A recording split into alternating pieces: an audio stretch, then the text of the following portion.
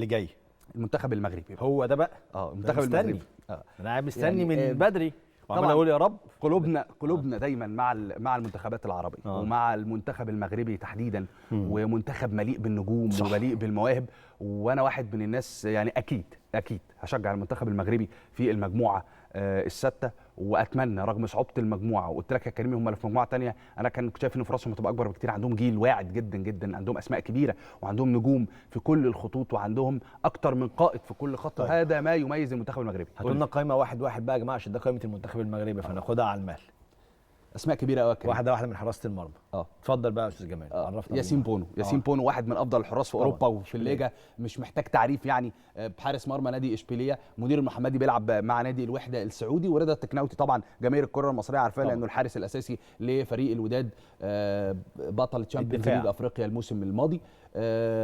نخش بعد كده على الدفاع، اشرف حكيمي ونصير مزراوي. احكي لك حكايه ونقف هنا على قصه اشرف حكيمي ونصير مزراوي. أيوة. اشرف حكيمي ونصير مزراوي والمعضله الازليه لوليد الرجراجي بعد ما حل الازمه. وخليني هنا اثني على وليد الرجراجي واثني على الدور اللي عمله ولم الشمل داخل المنتخب المغربي اللي كان بيدربهم مدرب انا معجب بيه جدا، لكن كان عنده مشاكل كتير في اطار التعامل مع النجوم فيما يخص المنتخب المغربي. وحيد خليلوزيتش واحد من المدربين الكبار في الكره الافريقيه، لكنه كان عنده مشاكل مع 3 نجوم تحديدا، نصير مزراوي واشرف حارث، امين حارث، والنجم الابرز حكيم زياش. والراجل عمل ازمات كتير، تدخل الاتحاد المغربي، وكان ده من ضمن اهم الاسباب للغضب الجماهيري عليه ومن ضمن اهم الاسباب لرحيل وحيد خليلوزيتش عن قياده المنتخب المغربي، وحل بدلا منه وليد الرجراجي. وليد الرجراجي مدرب قدم عطاءات كبيره جدا مع نادي الوداد، فاز معاهم بدوري ابطال افريقيا، قدم مستويات جيده جدا وهو بيدرب في الدوري القطري. وليد الرجراجي هم شافوا فيه المشروع المحلي اللي يقدر يقود المنتخب المغربي في ظل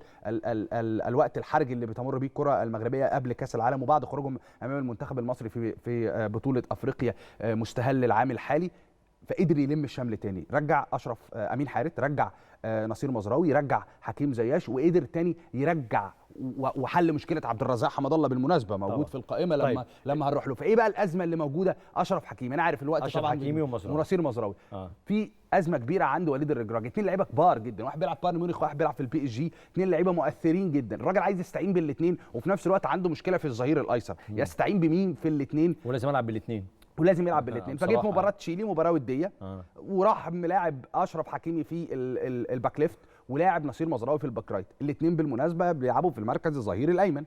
جه في مباراه الباراجواي راح مغير، راح مودي اشرف حكيمي على عزلته في الباك رايت وودى نصير مزراوي. واظن هتبقى دي المعضله فيما يخص تشكيل المنتخب المغربي حتى اللحظات الاخيره. وان كنت افضل واراها من الناحيه الفنيه ان اشرف حكيمي افضل انه يروح، رغم انه قوه كبيره لا يستهان بها في مركز الظهير الايمن، لكن اشرف حكيمي لعب قبل كده في مركز الظهير الايسر في اكتر من مناسبه، سواء مع انتر ميلان او مع البي اس جي او مع المغرب حتى او مع منتخب المغرب حتى في بطوله افريقيا الماضيه. فاعتقد انه اشرف حكيمي اقرب، خبراته اكتر انه يغير مركزه، لكن نصير مزراوي هو اللي هيبقى موجود في الظهير الايمن.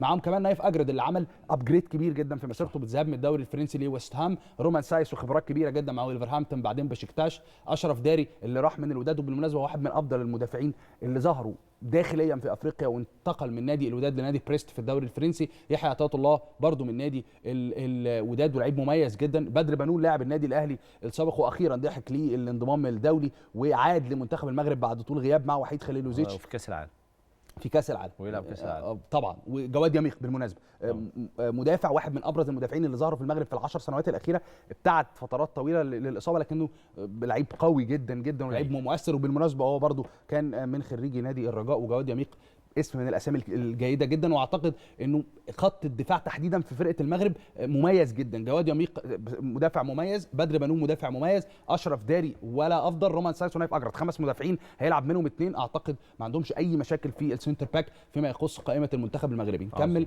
بعد كده بخط الوسط. سفيان مرابط ده القطعه الاساسيه، صح، لعيب مؤثر جدا، لعيب مميز جدا في مركز 8 وبيلعب احيانا مركز 6 في فيورنتينا.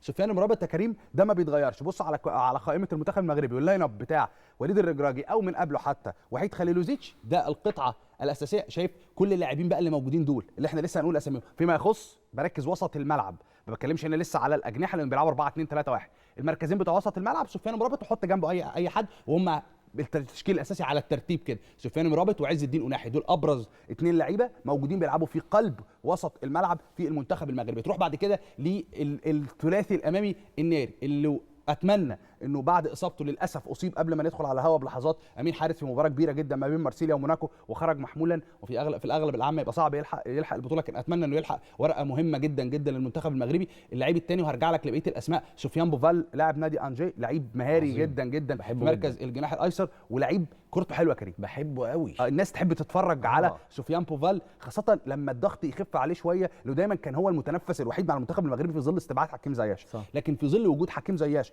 على الرواق الاخر، اعتقد ان سفيان بوفال مع حكيم زياش هيعملوا شغل كتير جدا. عبد الصمد زلزولي طبعا خريج اللمسيه وموهبه صاعده جدا في اوروبا مش بس في المنتخب المغربي. والثنائي بقى اللي شفناهم في بطوله افريقيا لاول مره، زكريا ابو خلال لاعب تولوز والياس الكيو بي ار كوينز بارك رينجرز، ويحيى جبران طبعا لاعب الوداد، لعيب خبرات كبيره جدا في وسط الملعب. واخيرا نروح بقى على خط الهجوم، خط هجوم قوي جدا. انا مش عارف الراجل بصراحه هيختار مين يلعب موجود، يوسف النصيري، اشبيليه، وعبد الرزاق حمد الله. انا رحت من 1 ل4 على طول، ووليد شديره وبلال خنوس. جينكا اعتقد فرصهم هتبقى اقل شويه، لكن هو هيروح ليوسف النصيري طبعا، ويبقى البديل بتاعه عبد الرزاق حمد الله.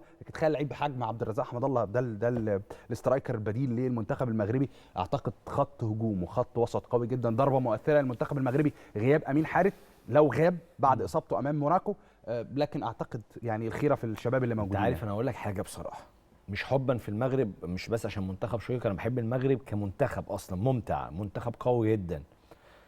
ولو بصينا على الورق هنلاقي قائمه منتخب بلجيكا رقم 1، قائمه المنتخب الكرواتي رقم 2، منتخب المغربي رقم 3، والكندي رقم 4.